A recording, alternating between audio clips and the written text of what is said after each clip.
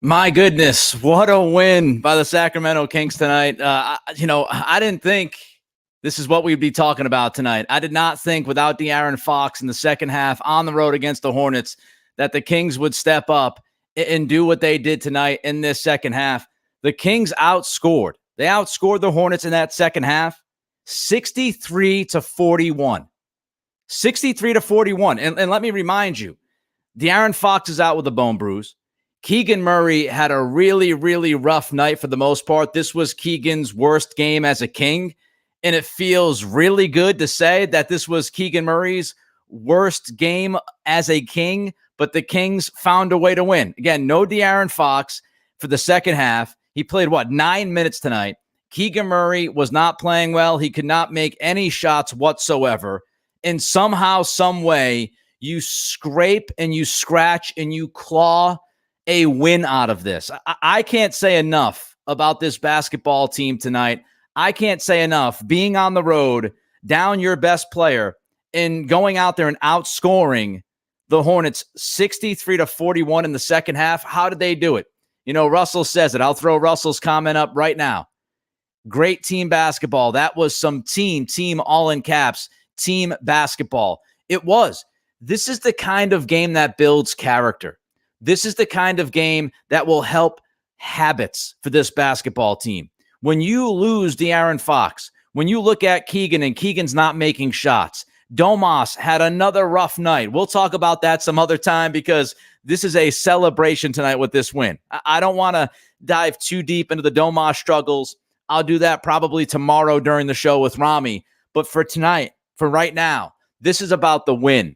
This is about a team that was on the road, that was down by 15 at halftime, walked into that locker room knowing Fox was not going to return, and decided to step up, as Russell said, collectively. Man, this is a great win for this team, and I know it's early. We're not throwing parades. But again, this shows character, and this is how you build winning habits. This is how you build it the right way. When you can have Davion step up. Let's talk about Davion Mitchell. Now, I understand he's been bad to start this season. Davion has had a really, really, really rough start to this season. And as I tweeted at Nick C Radio just a little while ago, Davion, it took him 6 games, but Davion, he officially entered the chat tonight. I mean, my man was excellent from the jump. He came in his first stint. He scored 9 points, 10 points immediately. Bing, bing, bing. And you could tell he had his energy and his shot looked good. And he had the confidence in that shot. It's really difficult when you get off to a slow start like Davion has to go out there and look as confident as he did and start taking the shots that he took in making those shots. Davion was terrific tonight. 23 points, steady defense as always, some turnover issues. But look, you can't complain too much about what Davion did tonight. He was terrific, and he was the reason why they won this game. If Davion doesn't score 23, if he doesn't step up and do what he did tonight without De'Aaron Fox, this is an L on the road. An L on the road that against the Hornets team, frankly, to be honest, you don't have LaMelo Ball, right? We know that. No LaMelo Ball, no Terry Rozier. This would have been a crushing loss. Not only De'Aaron Fox's injury, but then to lose this game against a team that was going through injury problems itself would have been a very tough loss. But hey, we don't have to worry about that, do we? We're talking back-to-back wins. You win at home against Miami on Saturday. You go on the road today. You take care of business. You face that adversity, and you meet the challenge. And Davion Mitchell met the challenge. Fantastic game by Davion tonight. Chris White wants to bring somebody up, and I think this guy deserves to be brought up. Kevin Huerter, man. Look, he had a quiet first half. Huerter had a quiet first half, but he stepped up in the second half. He was another guy that stepped up when he was needed. Huerter scores 26 points. He hit a couple of threes back-to-back. The Kings in that fourth quarter, they went on a 9-0 run, and that was really a telling part, right? The Hornets, after just being decimated in that third quarter, the Kings outscored the Hornets 37-18 in that third quarter. 37-18. That was a butt whooping. But somehow the Hornets, they didn't lose it. Hornets come back, right? And I thought the biggest part of this game was in the early fourth quarter. The Hornets come out, and they rip off a 9-0 run. And really, it was the Kings' self-inflicted wounds. You had a Davion turnover. You had a Domas turnover. And they were shooting themselves in the foot. You had the Domas moving screen that was called on the Huerter corner three. And Charlotte goes down and they score. 9-0 run by Charlotte. 9-0 run by Charlotte. Charlotte's up 100-96. And I'm sure you're thinking like I'm thinking, oh boy, here we go. Like that's it, right? 9-0 run. This is it. It's over. The Kings are going to kind of unravel on the road. It's not going to go well. But then they came back. They came back, and the Kings responded with a 9-0 run. And it was Huerter with 2 threes. Huerter went back-to-back with threes. And then you had Murray. Keegan hits a 3 as well. So you had Huerter hit back-to-back threes. Keegan hit that 3 that kind of went around the hoop, out, and then back in.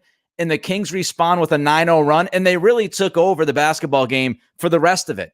Like they took that big punch by Charlotte, and they withstood that 9-0 run. They swung back. They punched Charlotte in the mouth with a 9-0 run, and Charlotte at that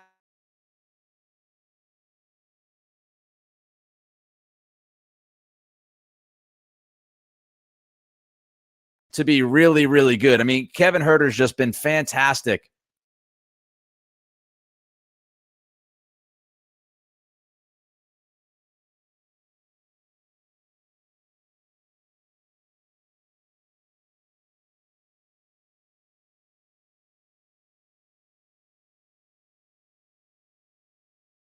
And we've seen it with Kevin Huerter. We've seen it all year long so far, right? I mean, he had that tough game, I think, against Golden State. But really, all year long, what we've seen from Kevin Huerter is an ability to make shots. The dude's a shot maker. I tweeted out that he's an assassin. He is an assassin. There's no doubt about that.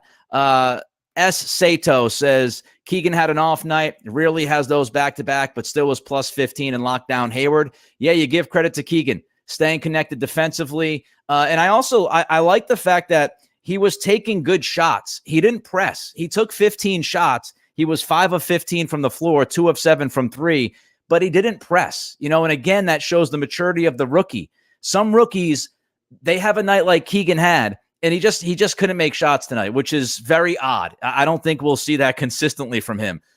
But some rookies, if not most rookies, would kind of unravel. They take bad shots. They would turn the basketball over a ton. They'd lose themselves. Keegan had 1 turnover the entire night. He stayed locked in defensively, and I thought he took mostly good shots. He just didn't have it. Silent brings up somebody that I wanted to talk about here, Delly. Look, I don't think that you can depend on Delly to do a whole heck of a lot this year and be a guy that comes off the bench and scores. But Delly served his role tonight. Delly came out there. He played 8 minutes. I thought the best thing about Delly and what he does for this team quickly is he ramps up the energy. He is somebody that's going to defend. He's not a great shooter. He knocked down a 3, big shot that gave the Kings the lead in the third quarter, but you don't have Delly for his offense. You have Delly for his ability to defend and make sure that he's keeping the energy up on the floor. And I thought that's exactly what he did. He defended. He fought through screens. He ran the offense. He knocked down that 3. He did as much as you could ask Matthew Dellavedova to do at this point in his career. Akash Sharma says Huerter, talking about Kevin Huerter again, is everything the Kings wanted in Marco Bellinelli back then. Yeah, he's those guys, right? Those 3-point shot makers. You look for, bench points. You look for a guy, of course, Huerter starting at the 2, which I've wanted from the very beginning of the season, and Mike Brown rolled with it at the beginning of the season. He's really good, and I knew it was a great fit. We talked about it on the show. He's been even better than I anticipated. I mean, Kevin Huerter has been much better than I thought he would be, and I thought he was going to be good. He was really good. Trey Lyles, how do you guys feel about Trey Lyles? I mean, I thought, again, for the second straight game, he comes off the bench, and for the most part, he played well. He played well. Of course, he did not give you the offense all the way that he gave you against Miami, but he scores 6 points, grabs 4 rebounds, had 3 dimes. He played good defense late in the game. He had that tremendous block, went up and just swallowed up. I think it was Washington, and he just swallowed him up with the block shot. Trey Lyles chipped in, and who would have ever thought that, you go back to a couple of games ago before that Miami game on Saturday at Golden One, and we were all talking about this bench and how this bench was just not doing enough. Guys weren't playing at their level. And now you fast forward, and all of a sudden you start to feel a little bit better, right? Lyles is giving you some quality minutes. Davion was terrific tonight. And now you start to hope. Malik Monk had a bad game. I felt like Malik had a point to prove to Charlotte and Steve Clifford tonight, and he didn't prove it. I thought Malik forced his game. I thought he pressed offensively. I thought he took some bad shots. I thought he kind of walked himself into some bad situations. And I know Mark Jones said this during the game, and Katie talked about it. He and Clifford did not quite get along when Monk was in Charlotte. And I just felt that Monk was out to prove a point a little bit tonight, and he took some bad shots, and he was not great tonight. But again, Monk's not great tonight. Fox is gone for the second half. Domas struggles again. He scores 9 points. I will give Domas credit. He was great on the glass. He had 16 rebounds and 7 assists, so he wasn't completely useless. Some guys with these foul calls, and I don't think all those fouls were on Domas, by the way. I don't think, he fouled out tonight. There were at least a couple of fouls. I didn't like the Plumlee call when Plumlee kind of dropped his shoulder like a running back into the paint, and Domas was backing up, and they called it on Domas. I did not like that call against him, but he still gave you 16 rebounds and 7 assists. So all in all, a tremendous effort by this team without their best player. And, when you look at what they're doing here, and Trey Lyles and what he's done, and Megadeth Knight says, Trey's been putting up some good minutes. He has been putting up some good minutes. There's no doubt about that the last 2 games. Chris White says had a huge block and played some defense. That's what you need. You don't need all of these bench guys to score 15, 20 points when they come off the bench. If you can hold your water defensively, you can grab some rebounds, you can knock down a shot or two. That's good enough if you have the Monks and Davions of the world kind of carrying the bench scoring, which is what Davion did tonight. He was just tremendous. A couple of other things I want to talk about. I thought offensively, so what changed, right? What changed from the first half to the second half? Let's talk offensively. Offensively, I thought they were more aggressive. I thought the Kings were more aggressive. I thought they had much better movement on the floor, ball movement, man movement.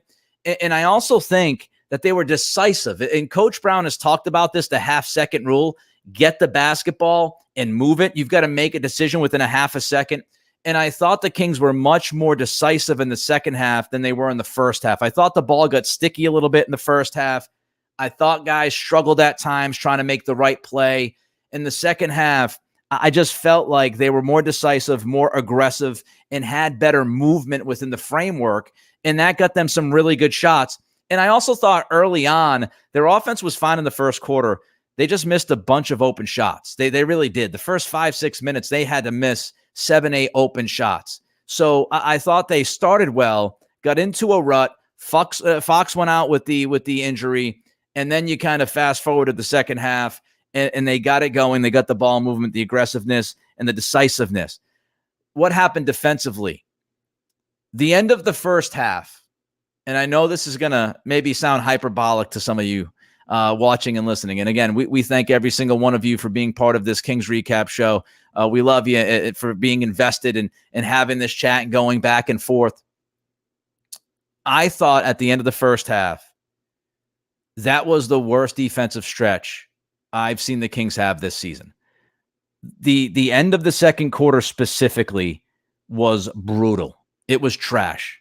It was as bad as it gets. And one thing that we have to keep an eye on moving forward, teams are definitely looking at Domas, and they're thinking barbecue chicken alert, as Shaq would say. Barbecue chicken alert. They're going ISO on Domas, and they're drawing fouls. They're getting to the bucket. That Coach Brown has to figure out how he's not going to leave Domas on an island, because that's been an issue. But I thought the end of the first half was as bad defensively as I've seen them play all year long. And as we know, they've had some really bad stretches defensively. But man, oh man, that was rough to watch. that end of the first half. Again, we talked about closeouts when I was talking about this on Thursday night after the Memphis game. For those that joined us on Thursday night after Memphis, closeouts of quarters. Charlotte ended that second quarter on a 15-4 closeout, and it was a layup line. Like it felt like there were 6 or 7 layups or dunks from Charlotte in the final 3 minutes of that first half, and it was bad all around.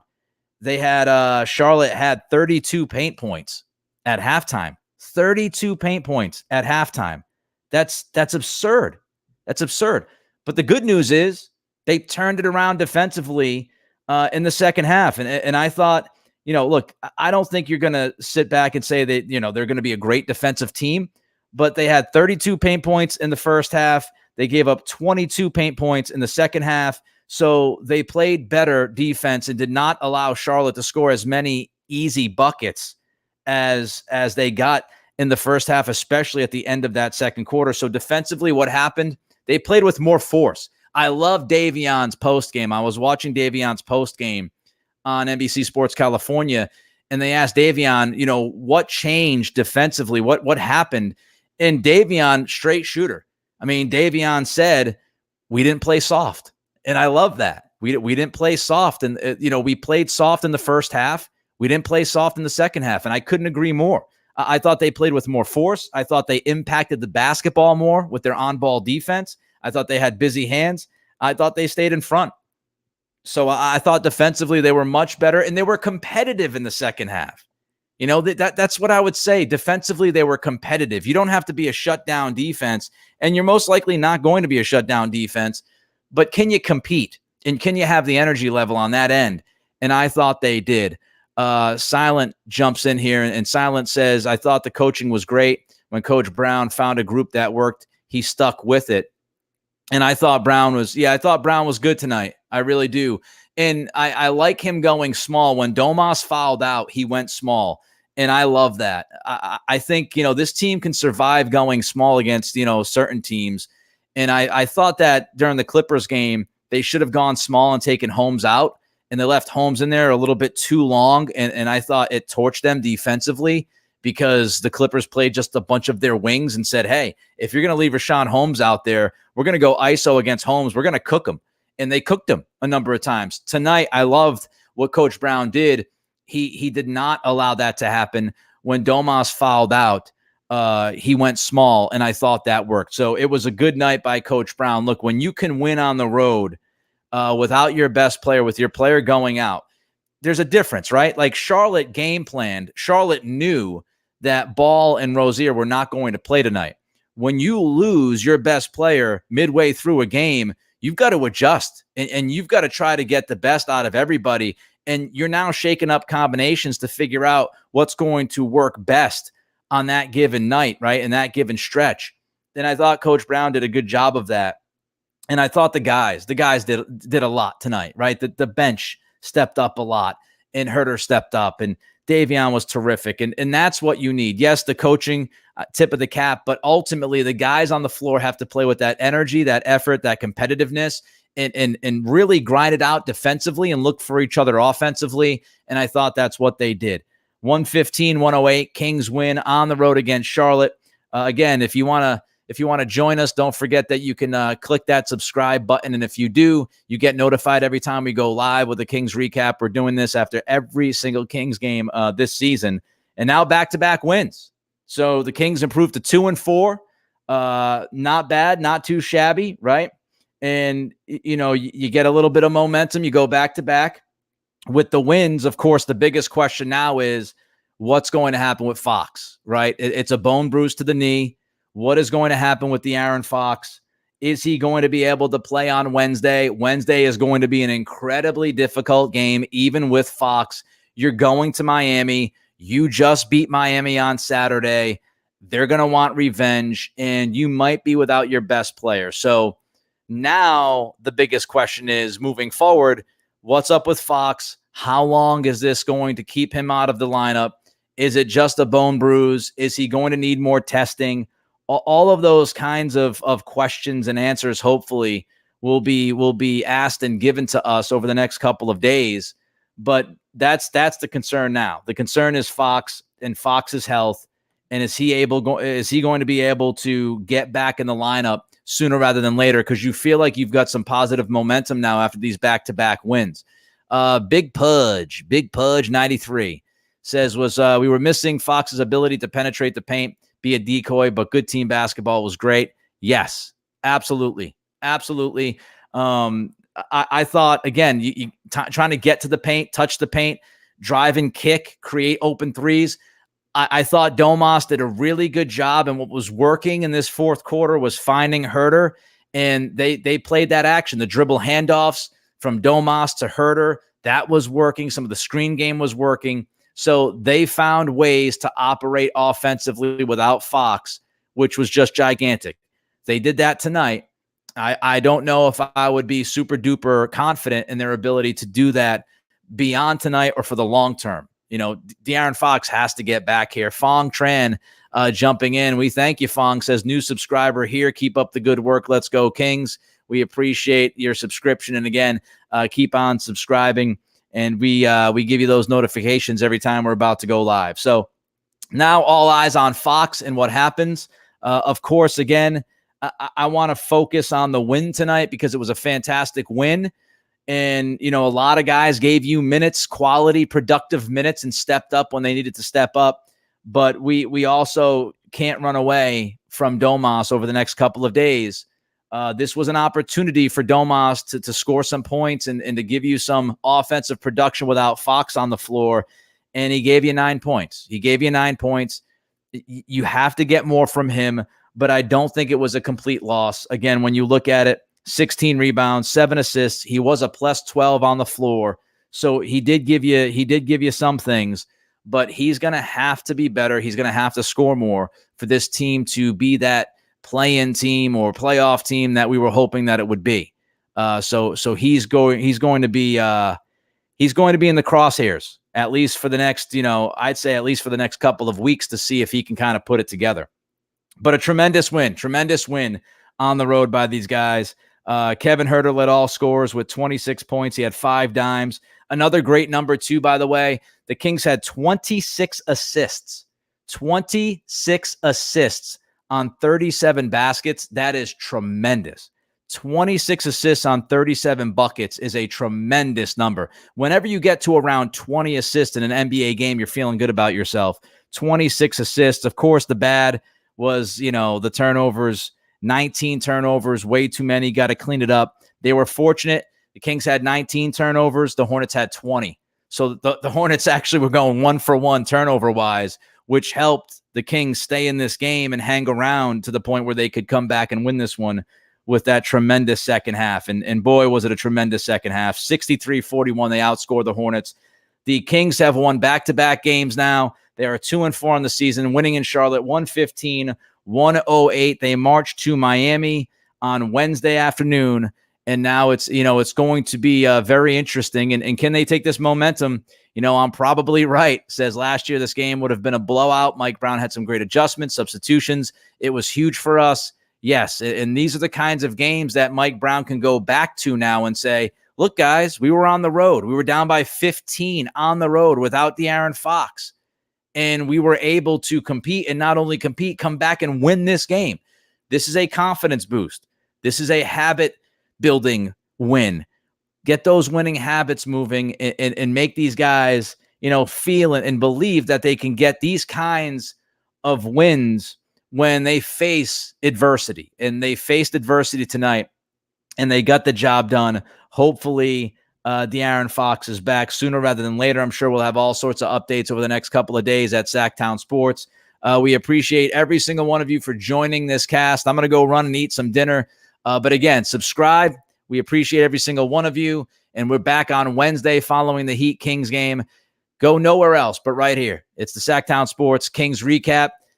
2 for 2, last 2 days out. You get Miami, the win on Saturday, and now you get the win tonight in Charlotte. So things are looking up for the Kings. 2-4 on the season. Now let's just keep our fingers crossed that Fox can come back healthy. Enjoy your night. Be good, and we'll talk to you on Wednesday. I'll talk to you tomorrow with Rami, 3 to 6 on Sactown Sports.